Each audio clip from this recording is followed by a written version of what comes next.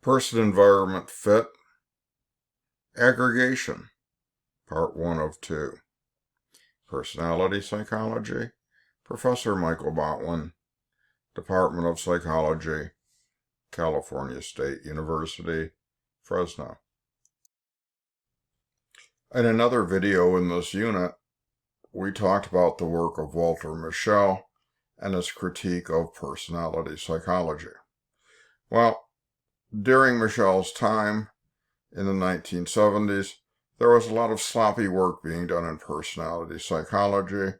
There was a lot of infighting between personality psychologists about what the proper label for each trait was, exactly how many traits there were, and things like that. So, with internal strife in the field, times were right for Walter Mischel to attack the field. What was going on also was that there was some seminal work being done by other individuals, most notably Seymour Epstein, to figure out ways to address Mischel's critique and to in turn demonstrate that personality was a viable construct in the field of psychology and especially personality psychology. So in this video, I'm going to teach you a little bit about how the construct of aggregation can be applied to personality psychology. In this unit, we're going to talk about how we aggregate data or put data together to get a better, bigger picture of what's going on. Let me give you a couple of examples of aggregation before we get into personality psychology. The simplest form of aggregation that's commonly used is a player's batting average in baseball. And this is defined simply by calculating the number of hits by the number of at-bats. Here we have the individual with the highest batting average of all time, Ty Cobb, who played for the Detroit Tigers.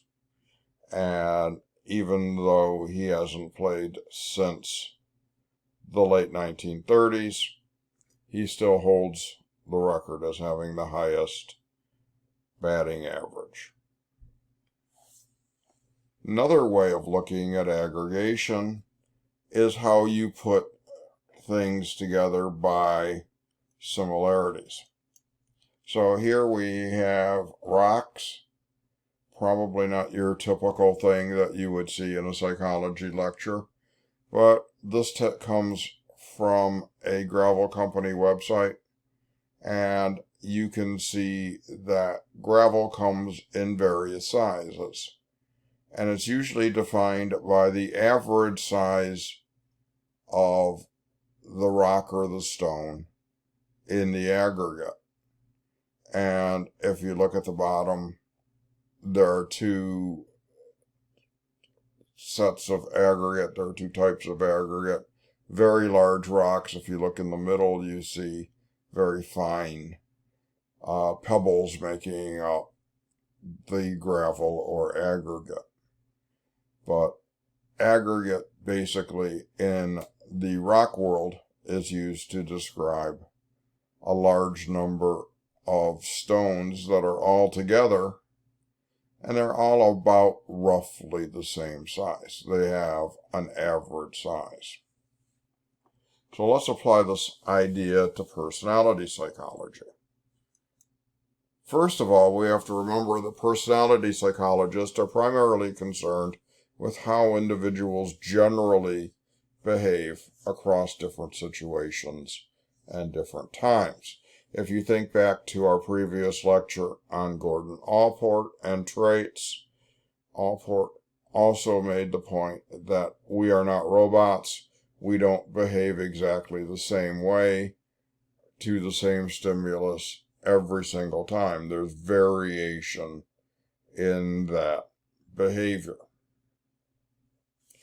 But if we want to get an insight into a person's personality, we want to put behavior together across situations and time, and this is what we call aggregation. And we want to aggregate because, again, as we talked previously when we discussed Gordon Allport's work, personality psychologists will never be able to predict single acts of behavior. I can never tell you exactly what someone is going to do at a certain time. I might generally be able to figure out what someone does. If you think about the people that you know the best, probably your parents, maybe your romantic partner, you can probably predict what they're going to do relatively based on knowing them and their behavior over a long period of time. So even as lay people, when we try to predict a friend's behavior, a family member's behavior, we can do it because we look back at what we've seen of their behavior across many prior situations at many different times. And we also have to always remember that a single behavior may be influenced by extenuating circumstances not related to personality.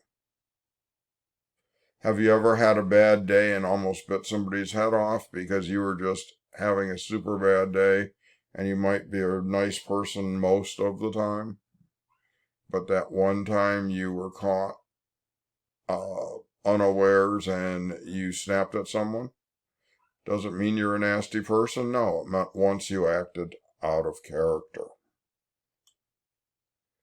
And we have to remember that personality psychologists are never going to be good at predicting behaviors on single times or on single occasions. We have to put things together, and just as we can't predict whether a batter at any given time is going to get a hit, but ones with high batting averages may, if we know someone's behavior across time and situations, we might be able to guess what they would do in a new situation at another time. So we have to remember that traits are only one influence on behavior. As a trait psychologist, I tend to think they're an important influence, but they're only one thing that influences our behavior. So when we're looking at aggregated data, we're looking at a person's average level of behavior. What do they generally do? When I'm looking at students in my classroom, if I have a student that's generally always on time, they always sit in the same place, I kind of predict that's their average behavior. I get to know them by what they do. If they come in late one day during the whole semester, I don't think that they have lost any of their level of conscientiousness. Maybe they got caught in traffic. Maybe the last class went long. But looking at someone's average behavior from a lay point and a scientific point is probably the worst way to predict what's going on.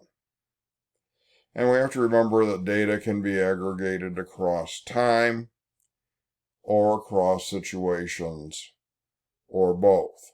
So what does a person generally do across a situation? If you were to ask about my behavior and thinking about behavior in terms of going to lunch, I favor Asian food. And if I have my choice, generally, I'll always go for Asian food for lunch. Once in a while, I might go get a burrito for lunch. Doesn't mean I don't like Chinese food anymore, even with the double negative. It just means that I'm not totally 100% consistent like most people are. In terms of statistical test and personality test, one thing we know about tests is longer tests are more reliable than shorter ones and better measures of traits. If you've ever taken a serious personality test, you know that many of them can have hundreds and hundreds of items. Well, when we have an extremely long personality test and we're summing those scores to some specific traits, basically what we're doing is we're aggregating across the items. Well, here's the hero of our story, Seymour Epstein. Epstein was attempting to address Walter Mischel's criticism of personality traits. And Epstein's work in aggregation demonstrated that personality is relatively consistent across situations, which put an end to Mischel's criticism about this notion, although it took a long time for it to catch on. So Epstein, and I know you're tired of looking at averages in this mini lecture, but what Epstein did was he averaged personality characteristics across situations and then correlated that average, that aggregate, with a criterion variable. When he did that, he found that the correlations were far more significant than the Walter Mischel personality coefficient of 0.3.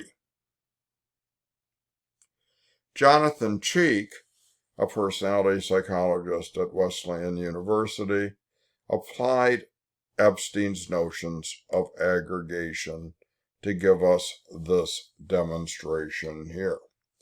So let's look first at extroversion. You have one item and one rater correlating with some criteria for extroversion. You get a 0.43 correlation. Not bad, but not super great. If you have two items and two raters, and you aggregate all those together and then correlate it with the criterion, your correlation goes up to 0.53. If you have three raters making ratings on three different items for extroversion, and then you aggregate all of those 9 ratings, you see the correlation between your extroversion score and your criterion goes to 0.59. So you get a significant gain. You get a 0.17 gain in the correlation. Now, if you look at the average across all traits, one rater, one item, you have 0.29. Two items, two raters, 0.38. And finally, three items, three raters, 0.44. So the more things you average into the mix, the more things you aggregate, the better view of the construct and the person's behavior you get.